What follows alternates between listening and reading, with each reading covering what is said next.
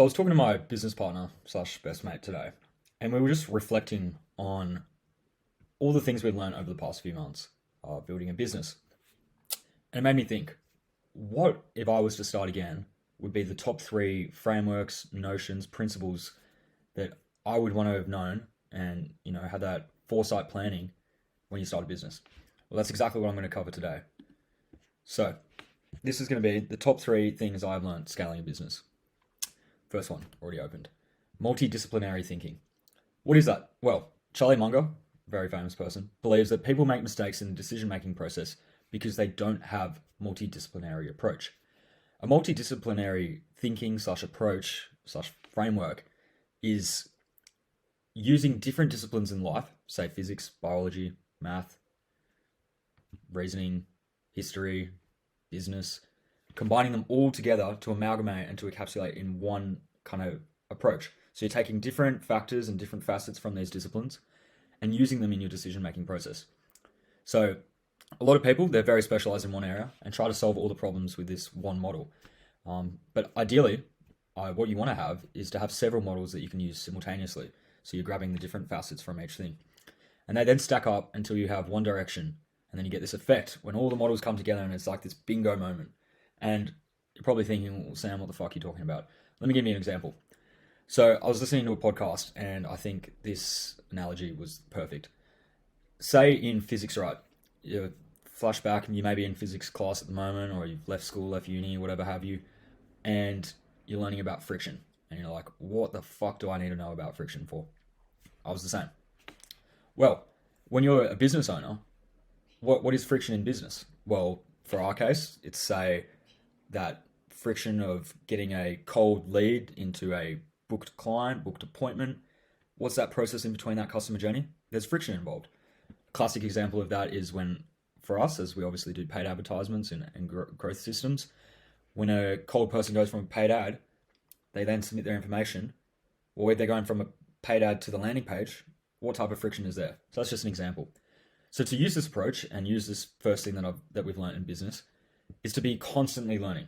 So even if it doesn't seem prevalent at the time, you always want to be learning about different systems, different ways of thinking. The person I was listening to the podcast, he said that I thought was a really good example and something that I'm going to implement is if you go onto, say, Harvard's website and you want to learn about reasoning, for example, you go on there and you read the first mandatory prerequisite textbook all about reasoning. Or if you're a bit lazy, just go on YouTube, watch a video, and just get those foundational principles of what, for this example, reasoning is. And then when it comes to a decision-making process down the line, may not be the first thing that happens in the next week or something, but there is going to come a point where you need to know how to reason. We all do, especially being a successful business owner, which I'm sure if you're watching this video is what you're aspiring to. You need to have this approach, and this is what multidisciplinary thinking encapsulates. So the second thing that I learned while scaling business is having systems and standard order procedures.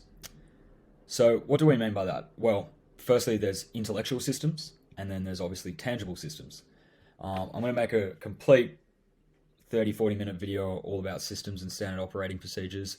I'm going to make it a holistic one, just about business in general, and then obviously one for people that are wanting to do paid advertisements and growth consultancy for businesses, and then as well another video for my own clients, of course. But getting to the point, intellectual systems is all about what's up here. So that's like your standard order procedures, the way you think about things, but those don't just come. They come from experience and they come from learning. So to get to that point, you need to take action. So to take action is really important. That way you're building up a kind of system mind bank, if you want to call it, of systems that you know in the top of your head. What's an example of that? Well, for myself, I know that to get the results that I'm after for our own business, as well as for our clients that we service, there's different standard operating procedures that I have to do day in, day out. Call it a to-do list if you'd like. I know that intellectually, I have to hit these key performance indicators to deliver the results. And that's why we deliver exceptional results for our clients, and that's why we're doing so well as a business, is because we have these systems. In terms of tangible systems, that's more things like software. Example, this is Notion here. That's a system for note-taking. We use our own custom software for our clients. We use our own custom software for ourselves for appointments. All of these are systems and they're all standard operating procedures. But again, if you guys are interested in learning a bit more about these, as well as I guess the other in-depth stuff that we're about to get into, and the third thing that I'll reveal shortly, just leave a comment and I'm more than happy to make a video on that. So again, holistically speaking here, second thing learned.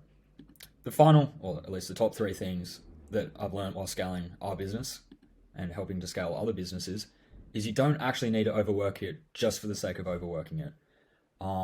If anyone knows me, I always do this, overwork for the sake of overworking it.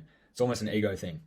But as a business owner, you need to decide where your time is most valuable and what is going to be the thing that is going to drive your business from here to here. Perfect example.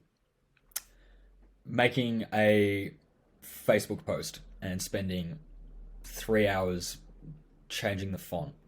Fuck knows. We all do it. Example, building a website.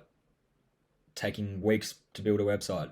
It's all just stuff that at the end of the day is like, is it really going to make a difference? No. What's going to make a difference, in our case, as a service base, is prospecting, outreaching, doing client service, making sure our clients are happy. That's all stuff that is going to, at the end of the day, get us profit and make us a profitable company and going to scale us into the territory that we want to be heading into, which is multi 6-7 figures, plus being the place where, you know, clients come to us because we deliver the best results in the industry. So a real good book that I recommend is The 4-Hour Workweek. I've just actually started reading it. It's been on the reading list for a while now, but it breaks it down really simply. It's a good, enjoyable read. So I recommend reading that.